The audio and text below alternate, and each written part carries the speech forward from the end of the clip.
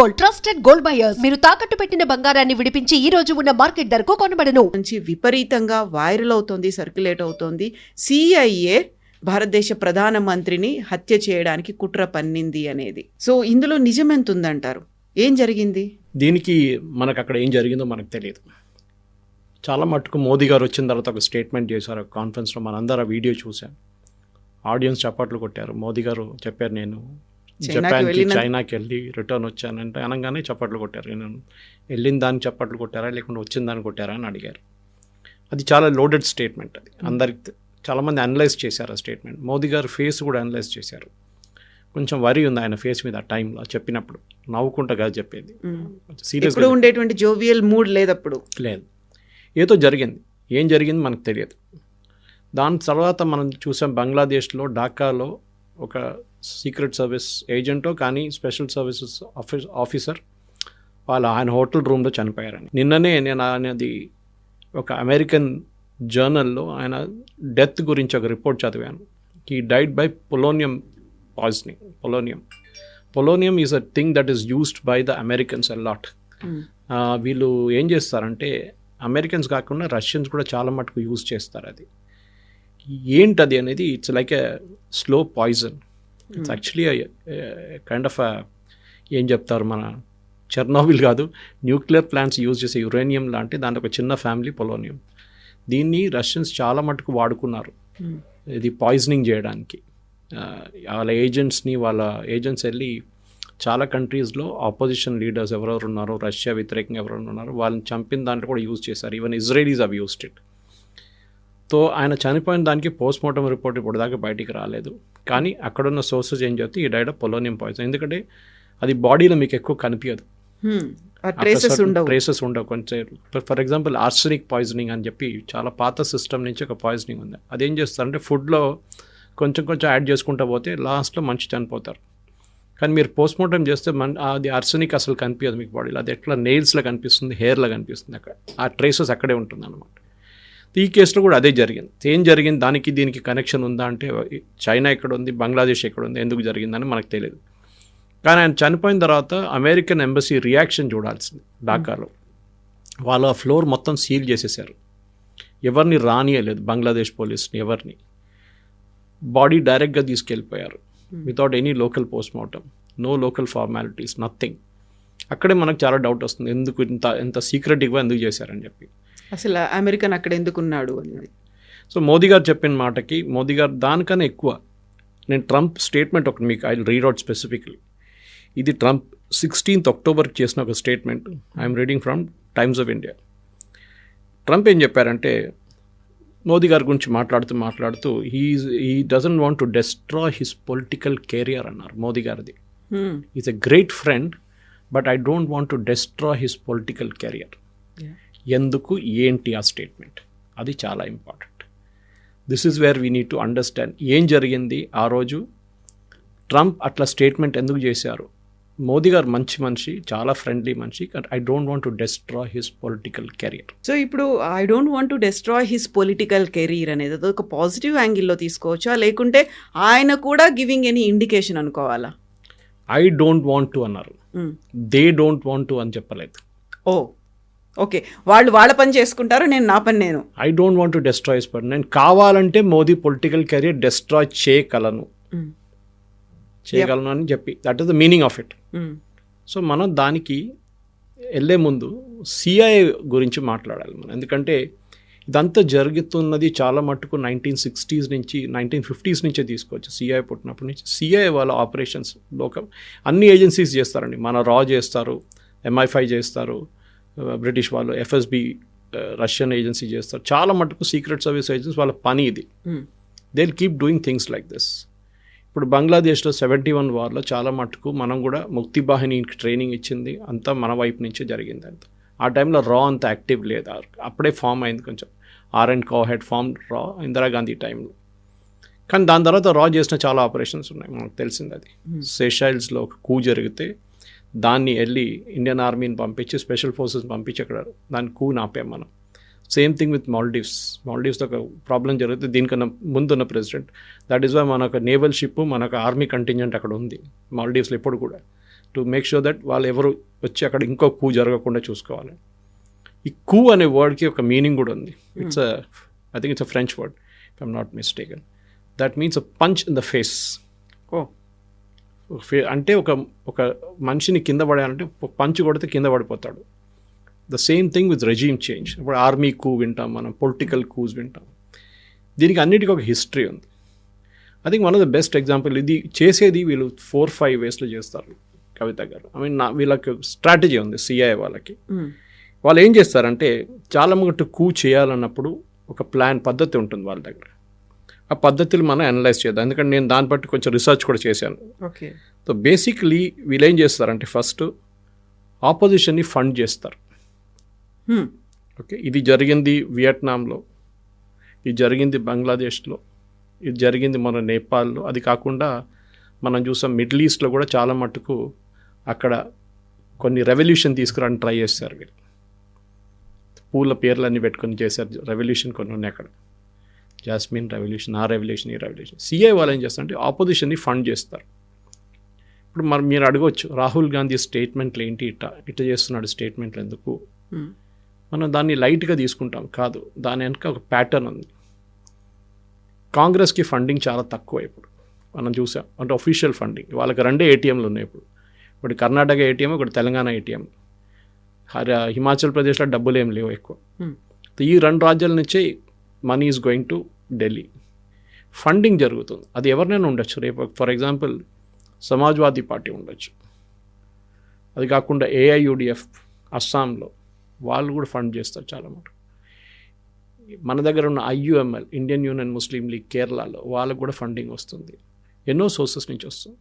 మీరు అన్నీ లీగల్ కావాలని లేదు, లీగల్ ఫండింగ్ ఉండే మన దగ్గర. ఎలక్ట్రల్ బాండ్స్ అని పెట్టినప్పుడు లీగల్గా ఫండ్ చేయొచ్చు మీరు. దాన్ని సుప్రీంకోర్టు కొట్టిపడేశారు ఇల్లీగల్ అని చెప్పి. ఇప్పుడు ఏమవుతుంది, మళ్ళీ క్యాష్ మొదలైంది, cash donations. So funding the opposition. So అది ఎగ్జాంపుల్ మనం చాలా మటుకు ఇవ్వచ్చు, ఎందుకంటే ఇట్లాంటి పనులు చేసేటవాళ్ళు చాలామంది ఉన్నారు. That they will do the dirty work for the government అన్నమాట. సో ఈ పద్ధతిలోనే చేసిన దానికి ఒక ఎగ్జాంపుల్స్ నేను కొన్ని మీకు ఇస్తాను. ఎందుకంటే మనం ఎప్పుడు అనుకుంటాం వియట్నాం గురించి మాట్లాడుతున్నాడు, మన అందరికి తెలిసింది వియట్నాంలో ఏం జరిగింది అనేది. వియట్నాంలో యుఎస్కి అక్కడ ఒక రెజ్యూమ్ చేంజ్ కావాలండే. నార్త్ వియట్నాం ఏమో కమ్యూనిస్ట్ హోల్డ్లో ఉండే, సౌత్ వియట్నాంలో ఒక జనరల్ ఉన్నారు హూ వాజ్ ఇన్ కంట్రోల్. ఈ జనరల్కి డబ్బులు ఇచ్చి, అక్కడున్న అపోజిషన్కి డబ్బులు ఇచ్చి వీళ్ళు వ్యతిరేకంగా నార్త్లో ఉన్న ఆ గవర్నమెంట్ని కింద దింపేశారు.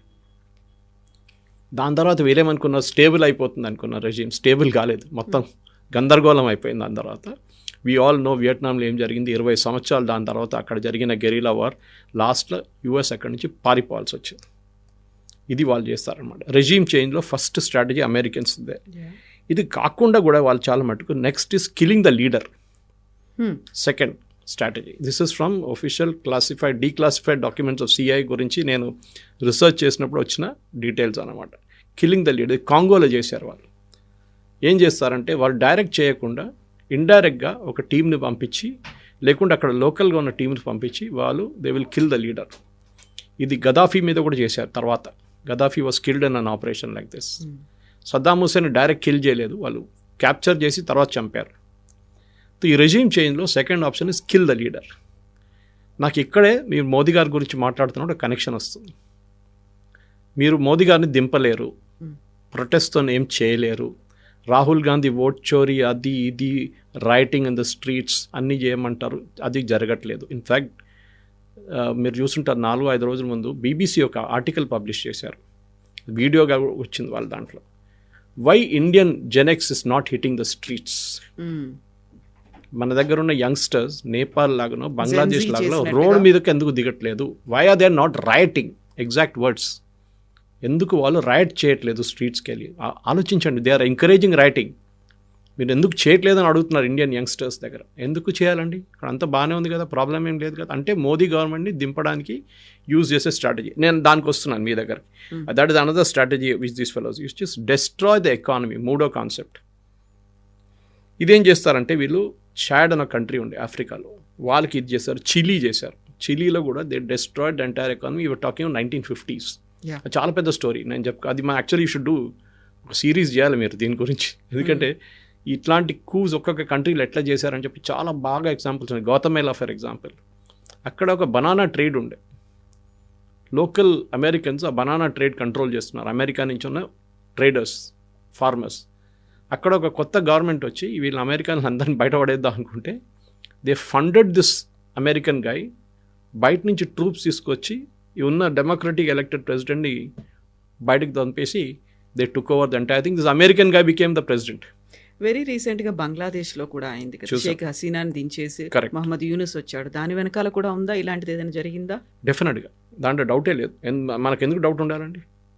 There is a clear pattern. ఎందుకంటే ఈ ప్యాటర్న్ అన్న క్లాసిఫైడ్ డాక్యుమెంట్స్ గురించి మాట్లాడు, ఏదో మనకు ఇక్కడి నుంచి వచ్చిన డాక్యుమెంట్స్ కాదు. I'm reading from classified documents. Okay, classified documents రాసిన స్టోరీ ఇది సిఐఏ గురించి. మోస్ట్ ఆపరేషన్ స్టార్ట్ అయినప్పటి నుంచి అంటే ఒకటి రూజ్వెల్ట్ టైం నుంచి స్టార్ట్ అయింది, నెక్స్ట్ కెనడీ టైం నుంచి. ఇన్ఫ్యాక్ట్ మీరు కొన్ని వీడియోస్ ఉన్నాయి, దాంట్లో ఒబామా ఈజ్ ఓపెన్లీ అడ్మిటింగ్ ఇరాన్లో మేము ఏం చేసామని చెప్పేసి, that we funded and we overthrew a democratic elected government in Iran. This is before Shah of Iran. So ఆ స్టోరీ ఇంకోటి ఉంది, నేను చెప్తాను మీకు. సో మనం we were at destroy the economy. మనం హిండన్బర్గ్ రిపోర్టు, అది కాకుండా ఇప్పుడు recently Washington Post report Adani గురించి రాసిన report written by an Indian guy, Manu Pillai. ఆయన Wire leftist, 100% leftist, Wire Quint అన్నిటికీ రాస్తాడు. లాస్ట్ టైం హిండన్బర్గ్ రిపోర్ట్ వచ్చినా కూడా ఈయనే రాసిండు. తర్వాత సుప్రీంకోర్టు అడిగారు ప్రూఫ్, సెబీ అడిగినప్పుడు ఇవ్వలేదు, ప్రూఫ్ లేదన్నారు. ప్రూఫ్ లేకుండా చేసిన రిపోర్ట్ తర్వాత హిండన్బర్గ్ కంపెనీ బంద్ అయిపోయింది. We all know that it was set up only to destroy the Indian economy. So ఏమవుతుంది ఇప్పుడు, అదానీ స్టాక్లు పడిపోయినాయి అనుకోండి, ఎల్ఐసి స్టాక్లు పడిపోతే చాలా మటుకు మన స్టాక్ మార్కెట్ పడిపోతుంది. So you destroy the economy. So first one is funding the opposition, రెండోది ఏమో కేఆస్ క్రియేట్ చేయడం, that is killing the leader. Third is destroy the economy. నాలుగోది which is happening in India big time, by the media. మీడియాని కొనుక్కోండి. మన దాంట్లో quint, scroll, wire, caravan ఇట్లా చాలా ఉన్నాయి, న్యూస్ మినిట్, ఇట్లాంటి న్యూస్ క్లిక్ని అయితే బంద్ చేసి పడేశారు గవర్నమెంటే, చైనా నుంచి ఫండింగ్ తీసుకుంటున్నారని చెప్పి. ఈ చాలా మట్టుకు ఆర్గనైజేషన్స్ని మీడియా కొనుక్కుంటారు వీళ్ళు ఫస్ట్ ఏం చేస్తారంటే, వీళ్ళకి వాళ్ళ దగ్గర ఉన్న major journalist Rana Ayub for example, anti Modi daily, ఆమె మోదీ గారిని ఎప్పటి నుంచో, ఇప్పుడు కాదు, గుజరాత్ టైం నుంచి తిట్టుకుంటే లాస్ట్ సుప్రీంకోర్టు కూడా ఆమె మీద ఫైన్ వేసింది, that you're bringing of fake stories అని చెప్పి. రానా అయూబ్కి స్కాలర్షిప్ ఇస్తారు కొలంబియా యూనివర్సిటీలో, which is a leftist den. Scholarship ఇచ్చి 1 year 2 year అక్కడ అకాడమిక్ థింగ్, దాంతోపాటు 4 అవార్డులు, 3-4 అవార్డులు ఇచ్చేస్తారు. ఇప్పుడు recently Pulitzer prize, which is the best prize for journalism and photo journalism, నా ఫేస్బుక్లో నేను పోస్ట్ చేస్తాను దాని లింక్. పులిట్జర్ వాళ్ళు లిస్ట్ పెట్టారు, నామినేటెడ్ ఫ్రమ్ వాషింగ్టన్ పోస్ట్. 7 స్టోరీలు for Pulitzer prize from Washington Post, 7 స్టోరీలు అగేన్స్ట్ ఇండియా, మోదీ వ్యతిరేకంగా, హిందూ వ్యతిరేకంగా, ఆర్ఎస్ఎస్ వ్యతిరేకంగా 7 స్టోరీలు, all 7 written by Indians and nominated for Pulitzer prizes. ఇప్పుడు దాంట్లో ఒక్కటైనా వచ్చింది అనుకోండి, వీళ్ళు పెద్ద డ్రామా చేస్తారు ఇండియాలో, చూడండి పులిట్జర్ ప్రైజ్ వచ్చింది, this is what it is అని. Already Rana Ayyub has started. వీళ్ళ పని ఇది, వీళ్ళకి ఫండింగ్ చేస్తారు totally. This guy Ravi Nair which I spoke, he is also same character. ఈ రిపోర్ట్ రాసింది అదానీ గురించి, ప్రూఫ్ ఏం లేదు, ఒట్టిగా హవాలో మాట్లాడుతున్నారు అంతే. సో ఇది మెయిన్, మీడియాని కొనుక్కోవడం. సో ఇది సోవియట్ యూనియన్ టైంలో కూడా మన దగ్గర బ్లిట్స్ అనే ఒక మ్యాగజైన్ ఉండే. ఇప్పుడు this generation won't know it. R K Karanjia was editor. నేను అప్పుడు స్కూల్లో కాలేజీలో ఉన్నప్పుడు we use to look forward, weekly ఉండే. Total Soviet, pro Soviet. Russia ఏం చెప్తారో అదే రాస్తారు ఇక్కడ. అట్ దట్ టైం మీకు గుర్తుంటుంది Kavitha garu, KGB made a statement. తర్వాత కేజీబీ మిట్లోకిన్ ఆర్కైవ్స్ అనే ఒక స్టోరీ ఉంది, మీరు అది you should read it. Mitrokhin was one of the spies of Russia. MI6 spy ఉండే, రష్యన్ ఉండే, బట్ ఈ was spying for Russia. And MI5 report చేస్తుంది, బ్రిటిష్ స్పై ఏజెన్సీ. ఒకరోజు ఈ disappeared from Russia. That story is there in Tashkent files.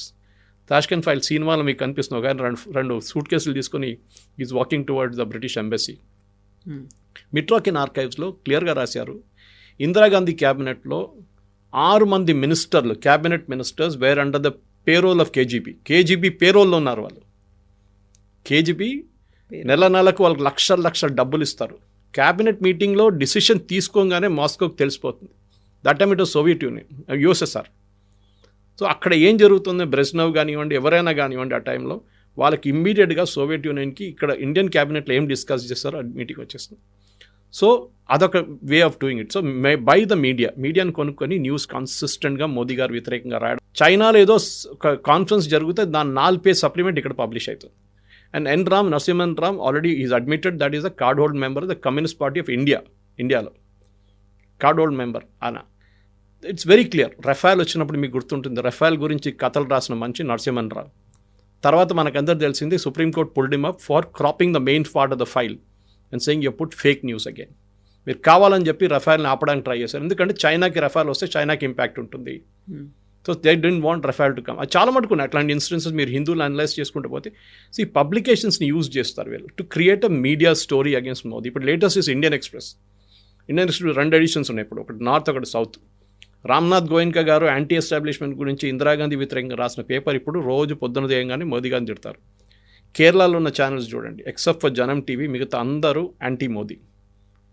Same with every other channel. ఇక్కడ అంతా లేదనుకోండి, తెలుగులో ఇట్స్ లోకల్ పాలిటిక్స్ ఎక్కువ ఉంటుంది, కానీ అక్కడ దే టార్గెట్ మోదీ డైరెక్ట్లీ. ఎందుకంటే ముస్లిం ఓట్లు, క్రిస్టియన్ ఓట్లు, అసలు ముస్లిం ఓట్లు రావనుకోండి, క్రిస్టియన్ ఓట్స్ రాకూడదని ట్రై చేస్తారు చాలా మటుకు. మిజోరాంలో ఏదైనా, మణిపూర్లో ఏదైనా జరిగితే అది పెద్ద గొడవ, ఛత్తీస్గఢ్లో నన్స్ మీద అటాక్ చేస్తే పెద్ద గొడవ. అదే టైంలో మిగతా ఎక్కడైనా హిందువుల మీద దాడి చేస్తే అసలు మాట్లాడరు. ఇవాళ Kukis of killed 1 Hindu guy, news రాదు అది కేరళలో. ఇట్లాంటి చాలా చోట్ల మీకు కనిపిస్తుంది that they bought over the media completely. ఒకసారి మీరు మీడియాను కొనుక్కుంటే మీరు ఇన్ఫ్లుయెన్స్ చేయవచ్చు. ఇప్పుడు చాలామంది నాకు ఫోన్ చేసి అడుగుతారు, లేకుంటే మెసేజ్, సురేష్ గారు ఈ న్యూస్ కరెక్టా అని అడుగుతారు. మళ్ళీ నేను ఎక్స్ప్లెయిన్ చేయాల్సి వస్తుంది, వాళ్ళు కాదు బాబు ఇది తప్పు ఉంది, లేదు సార్ అంతా చాలా వైరల్గా నడుస్తుంది మీడియాలో అంటే చెప్తాను. That is idea behind it, to make it viral అన్నమాట. సో నేను 4 ఇన్స్టెన్సెస్ మీకు ఇచ్చాను. So I have given you instances of funding the opposition, అదొకటి. బంగ్లాదేశ్ లాంటి, నేపాల్ లాంటి చేసిన దాంట్లో killing the leader, destroying the economy, 4 media take over. లాస్ట్లో చాలా ఇంపార్టెంట్ మీరు అడిగిన ప్రశ్నకి, క్రియేటింగ్ ద కేయాస్.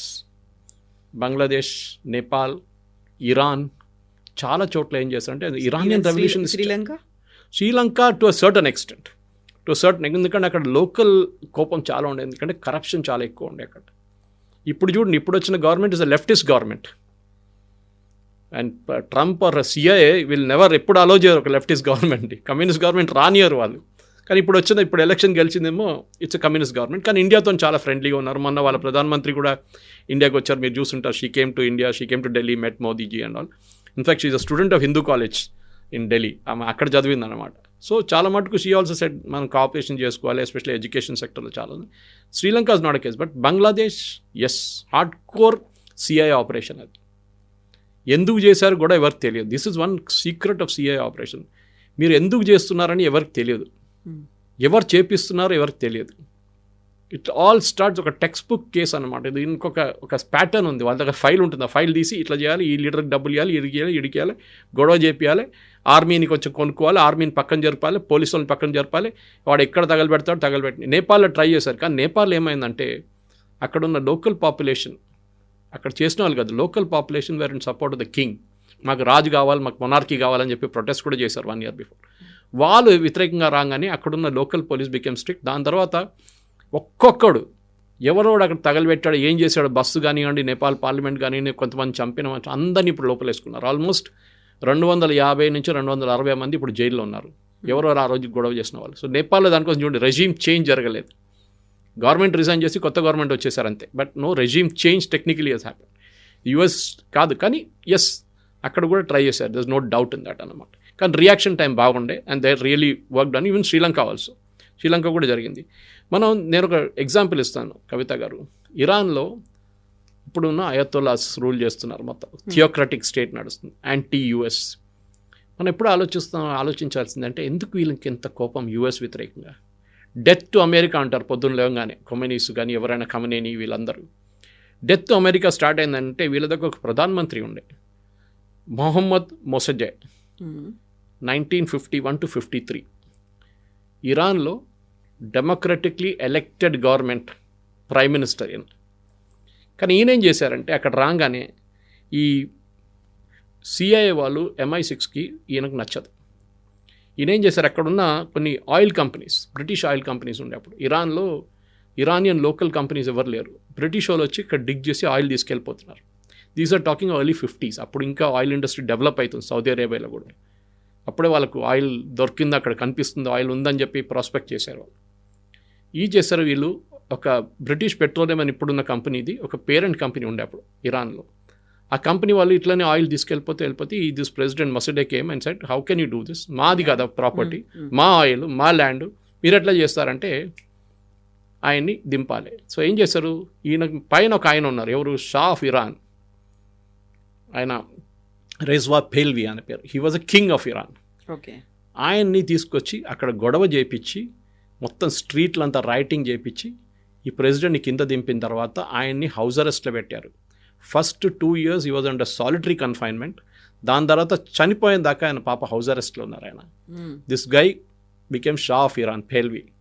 అండ్ మనకు అందరు తెలిసింది 79లో ఈ ఖొమేనీ వచ్చిన తర్వాత ఖొమేనీ వచ్చి వీళ్ళని కిందకి దింపి అమెరికన్ ఎంబసీ క్యాప్చర్ చేసి జిమ్మీ కార్టర్ టైంలో లాస్ట్లో ఒక పెద్ద నెగోసియేషన్ జరిపి చాలామంది పొలిటికల్ ప్రిజనర్స్ రిలీజ్ చేసిన తర్వాత వీళ్ళు కూడా రిలీజ్ చేశారు, అమెరికన్ ఎంబసీ స్టాఫ్ని కూడా. అది పెద్ద స్టోరీ, ఇంకో స్టోరీ ఉందన్నమాట ఇరాన్లో ఏం జరిగింది ఆ రోజు అనేది. కానీ ఇదన్నీ మనం చూసుకుంటూ వస్తున్నాయి. మన మెయిన్ థింగ్ ఏంటంటే ఈ అమెరికాలో జరిగే ఈ అమెరికా చేస్తున్నటువంటి కుట్ర పనులు చాలా మట్టుకు ఇట్ ఈస్ ఆల్ ప్లాన్డ్. మనం అనుకుంటుంది ఏం ప్లాన్డ్ కాదని చెప్పేసి. మీరు ఆలోచించండి, ఇప్పుడున్న ఇరానియన్ రెజీమ్, ఖొమేనీ, ఇది థియోక్రటిక్ స్టేట్, ఖొమేనీ వాళ్ళ ఫస్ట్ ఖొమేనీ ఉండే, ఖొమేనీ కన్నా ముందు ఖసేనీ అని చెప్పి ఒక స్పీకర్ ఉండే ఇరానియన్ పార్లమెంట్లో, when Mossadegh was the prime minister. ఆయన్ని ఫండ్ చేశారు అమెరికా. ఓకే. షా ఆఫ్ ఇరాన్లో ఇరాన్ ఈయన దింపడానికి. తర్వాత ఆయన లాస్ట్లో భస్మాసుర్ లాగా తయారై ఆయన ఖొమేనీ నెక్స్ట్ ఈ బికేమ్ ద నెక్స్ట్ ఖొమేనీ. దాని తర్వాత ఖమెనీ వచ్చిండు. దాని తర్వాత మొత్తం ఇరాన్ థియోక్రటిక్ స్టేట్ అయిపోయింది. ఇప్పుడు కూడా డెత్ టు అమెరికా అంటారు వాళ్ళు. ఇట్లా చాలా ఎగ్జాంపుల్స్ ఉన్నాయి కవిత గారు. మీరు చెప్పుకుంటూ పోతే Guatemala for example, banana republic చెప్పాం మనం. అది కాకుండా ఆయిల్ చాలా బిజినెస్ ఉండే. వెనుజువేలాలో సేమ్ ప్రాబ్లమ్ అరోస్, చాడ్లో, లిబియాలో వెపన్స్ ఆఫ్ మాస్ డిస్ట్రక్షన్ చెప్పి ఇరాన్లో వెళ్ళారు, ఇరాక్లో వెళ్ళారు, అక్కడేం జరగలేదు. ఎవ్రీ కంట్రీ ఎక్కడెక్కడ అమెరికాకి వాళ్ళకి ఎస్ మ్యాన్ అని లేరో వాళ్ళ మీద చేస్తారు. Excellent example is Afghanistan. Afghanistan 70s, early 70s, 60s, 70s నుంచే సోవియట్ ఇన్ఫ్లుయెన్స్లో వచ్చింది. అది చాలా మటుకు by 80s it became a Soviet colony. అప్పుడు ఏం చేశారు అమెరికా, సోవియట్స్ వచ్చి అక్కడ కూర్చున్నారు. This is the hey days of communism గురించి అనమాట. అంటే అమెరికా ఒకవైపు, రష్యా ఒకవైపు, యుఎస్ఎస్ఆర్ ఒకవైపు.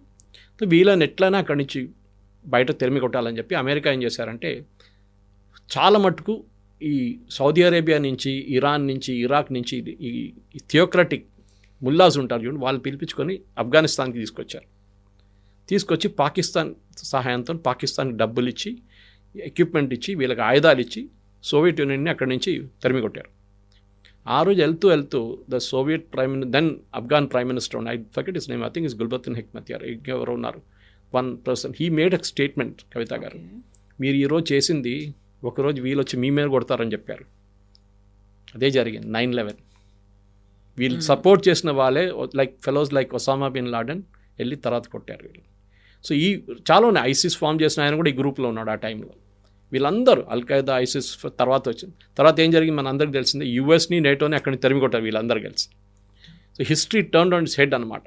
సో అమెరికన్ ఆపరేషన్స్ అంటే ఎక్కడెక్కడ, ఇప్పుడు మనం నిన్న మీరు చేసిన ఒక స్టోరీ నేను చూశాను, దాంట్లో మీరు జియాउल हक గురించి మాట్లాడారు. జియాउल हकని ఎట్లా డిసపియర్ అయ్యి సీన్ నుంచి అని చాలామందికి తెలియదు. ఒక బుక్ కూడా ఉండే, I forget the name, the mangoes గురించి, the case of mangoes or the box of mangoes అని చెప్పి ఒక స్టోరీ ఉంది. జియాउल हक చాలా టైంలో అమెరికన్ పేరోల్లో ఉన్నారు, సిఐఏ పేరోల్లో.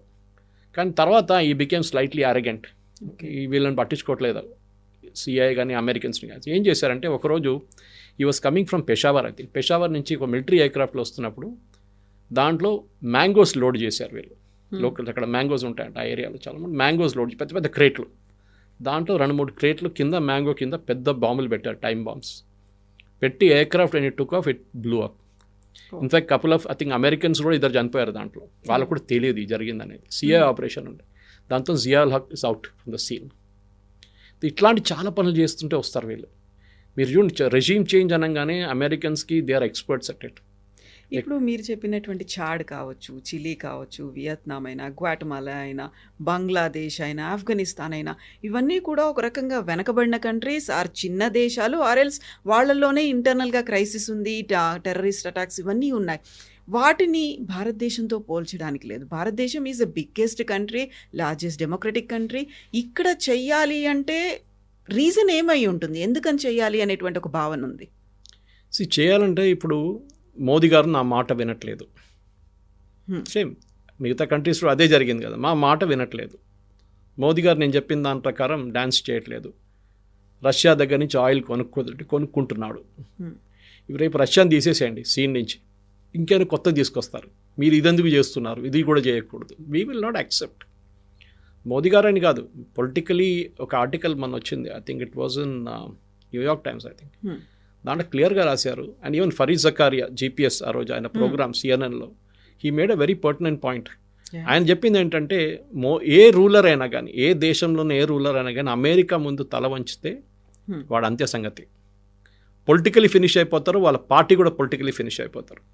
మోదీ కాదు, రేపు ఏ ఇండియన్ ప్రైమ్ మినిస్టర్ ఉన్నా కానీ అమెరికా ముందు తల వంచరు. ఈ సీన్లో, ఈ పర్టికులర్ సెనారియోలో ముందు చేశారు కానీ ఇప్పుడు చేయరు. మన్మోహన్ సింగ్ మన అందరికి తెలిసిందే, న్యూక్లియర్ ఒక పోఖ్రాన్లో టెస్ట్ చేయడానికి రెడీగా ఉన్నప్పుడు దాన్ని ఆపేశారు. నరసింహరావు టైంలో కూడా జరిగింది అదే. దాని తర్వాత 26/11 జరిగినప్పుడు రిటర్న్ అటాక్ చేద్దామని చెప్పి అప్పుడు I think it was Condoleezza Rice who came and said don't do it, your secretary of state, మీరు చేయకూడదు, పాకిస్తాన్ అటాక్ చేయకూడదు అంటే ఆపేశారు అటాక్. మనం తర్వాత చేసాం, మోదీ గారు ఇప్పుడు చేసిన ఆపరేషన్ సింధూర్ లాగా అప్పుడు చేద్దాం అనుకున్నారు. We're ready. ఇన్ఫ్యాక్ట్ అప్పుడున్న ఇండియన్ ఎయిర్ ఫోర్స్ చీఫ్ కూడా చెప్పారు దట్ వీఆర్ రెడీ, కానీ మన్మోహన్ సింగ్ పర్మిషన్ ఇవ్వలేదని చెప్పి. సో ఎక్కడెక్కడ రెజీమ్ మీద ప్రెషర్ పెట్టవచ్చో, అండ్ చాలా క్లియర్గా మనకు సిఐ ఆఫీసర్ ఒక స్టోరీ కూడా, వీడియో కూడా వచ్చింది, మీరు చూసుంటారు. It was on NDTV, I think, I'm not mistaken. Last week story వచ్చింది. And he was talking about how Pakistan's nuclear arsenal అని చూడండి. పాకిస్తాన్ దగ్గర ఉన్న న్యూక్లియర్ మిసైల్స్ అది కంట్రోల్ చేసేది యుఎస్ ముందు అంటున్నారు, కానీ ఇప్పుడు కూడా అంతే. దానికోసం మనం కైరానా హిల్స్ ఏ రోజు కొట్టామో ఆపరేషన్ సింధూర్లో, ఆ రోజు యుఎస్ ప్యానిక్ అయ్యారు. అప్పుడు దాకా వాళ్ళు ఏం చెప్పలేదు చూడండి. ఫస్ట్ 2-3 days యుఎస్ అసలు మాట్లాడలేదు. ఏ రోజు మనం కైరానా హిల్స్ కొట్టామో they immediately panic, because Kirana hills is a base for nuclear weapon storage. ఎప్పుడు ఒక న్యూక్లియర్ వెపన్ని అసెంబుల్డ్గా పెట్టారు, స్టోరేజ్గా పెడతారు. దాన్ని అసెంబుల్ చేయాల్సి వస్తుంది. ఒక న్యూక్లియర్ వార్ హెడ్ ఉంటుంది, ఒక డెలివరీ మెకానిజం ఉంటుంది, దాని తర్వాత ట్రాకింగ్ ఉంటుంది, మొత్తం రాడార్ సిస్టమ్ అంతా ఉంటుంది దాంట్లో. ఇది అసెంబుల్ చేయడానికి కొంచెం టైం పడుతుంది. దానికి సపరేట్గా పెడతాయి, ఎందుకంటే యాక్సిడెంట్ ఏదైనా జరిగితే చాలా డేంజరస్ అది.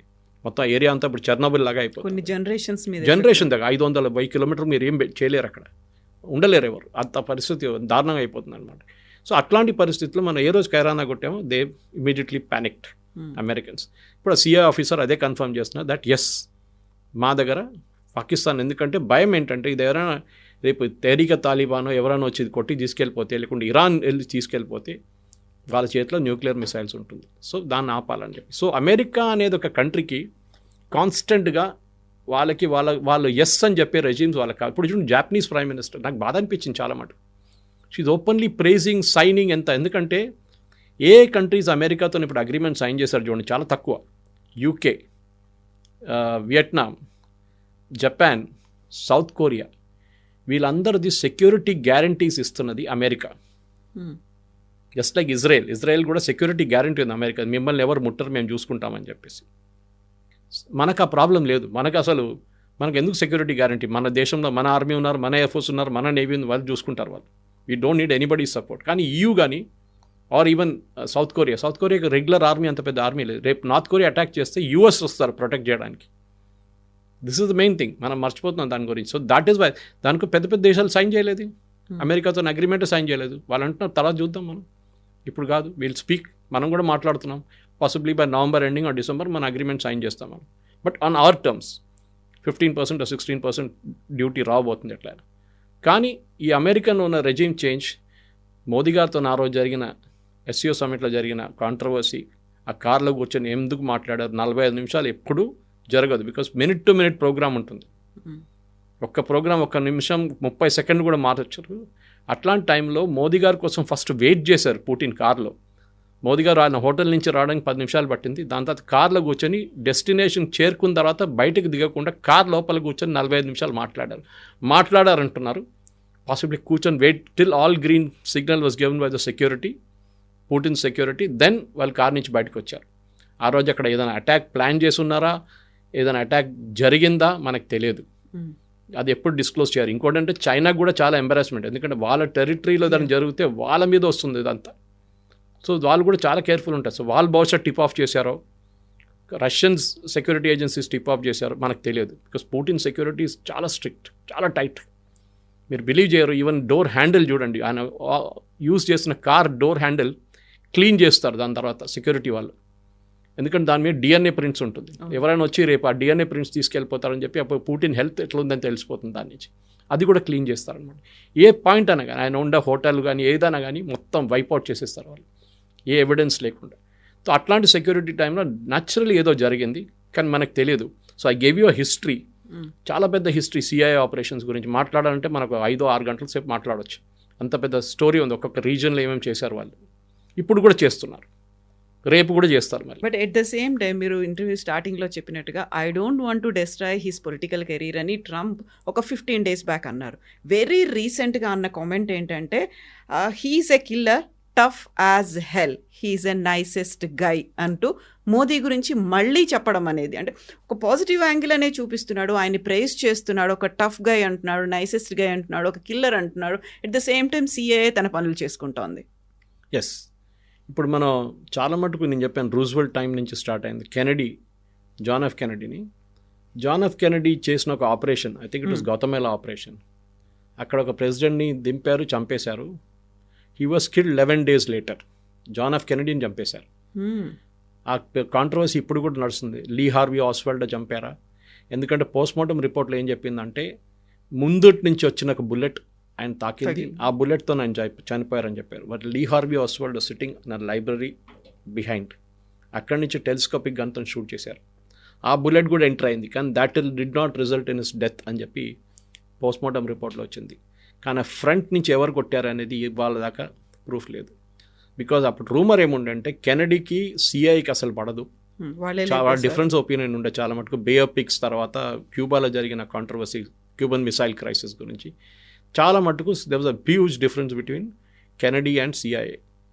దానికోసం కెనడీ డెత్ ఇవాళ కూడా మిస్టరీగా ఉంది, మిగిలిపోయినాయి. ఆ ఫ్యామిలీ కూడా అంతే, మీరు చూస్తుంటారు. దాని తర్వాత వాళ్ళ ఫ్యామిలీలో చాలా మటుకు ట్రాజడీస్ జరిగింది. చిప్పకోడికి ఇన్సిడెంట్ కానీ మిగతా అన్ని ఇన్సిడెంట్స్ చాలా ట్రాజడీస్ ఫ్యామిలీలో జరిగింది.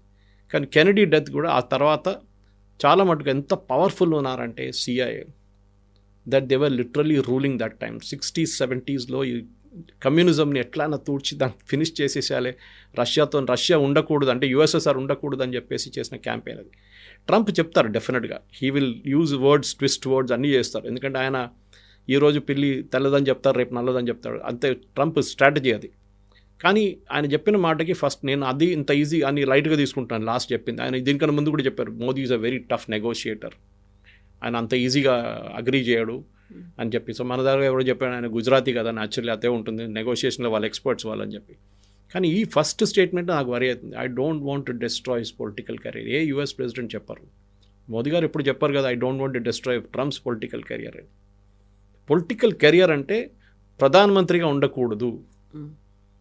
నేను అది చేయాలంటే చేయొచ్చు, చేస్తే నేను ఇప్పుడు చేయట్లేదు అంతే. I'm giving M benefit of doubt, I'm allowing M two continue లాగా, ఏదో నేను పెద్ద ఫేవర్ చేస్తున్నట్లు. ఇది ప్రాబ్లం. సో చాలా మటుకు కాన్స్పిరసీ థియరీస్ చాలా ఇంట్రెస్టింగ్, నేను చాలా పుస్తకాలు చదివాను దీని మీద. కానీ అసాసినేషన్స్లో సిఐఏ నంబర్ 1, దాంట్లో డౌటే లేదు. రష్యన్స్ కూడా చేశారు, రష్యన్స్ కన్నా ఎక్కువ ఇజ్రాయేలీస్ చేశారు. ఇజ్రాయేలీస్ దీంట్లో ఎక్స్పర్ట్స్. వాళ్ళు దుబాయ్లో ఒక హోటల్ వెళ్ళి వాళ్ళొక ఇరానియన్ ఒక న్యూక్లియర్ సైంటిస్ట్ని కొట్టారు, దాని మీద రోడ్ మీద కొట్టారు. ఇదంతా వాళ్ళు చేస్తూనే ఉంటారు. Israelis are experts at that. Russian ఒక స్ట్రీట్ మీద నడుస్తున్న ఒక మనిషిని ఒక అంబ్రెల్లా ఒక పాయిజన్ డాట్ పెట్టి కొట్టారు ఇజ్రాయేలీస్. అది అన్ఫార్చునేట్లీ జార్డన్లో జరిగింది. అది became a big issue. After that మళ్ళీ యాంటీడోట్ తీసుకొచ్చారు, దానికి కొన్ని ఇంజెక్షన్ తీసుకొచ్చి ఇజ్రాయేలీస్ ఇచ్చి ఆ మనిషిని బతికించారు. ఈ was release recently from jail అన్నమాట, ఫ్రమ్ ఇజ్రాయెల్. సో అట్లాంటి పరిస్థితుల్లో మీరు ఆలోచించండి, ద బిగ్ కాంట్రవర్సీ. ఇజ్రాయెల్ చేస్తారు, యుఎస్ చేస్తారు, భారతదేశం చేసిందంటే ఎస్. మన దగ్గర పాకిస్తాన్లో అన్నోన్ మెన్ ఎవరినో వెళ్ళి కొడుతున్నాడు. ఆ అన్నోన్ మెన్ ఎవరో మన అందరికి తెలిసిందే, లోకల్గా డబ్బులు ఇచ్చి చెప్పించుకుంటాం అది. అండ్ సిఐఏ వాళ్ళు కూడా చేస్తున్నారు. It is everybody's game.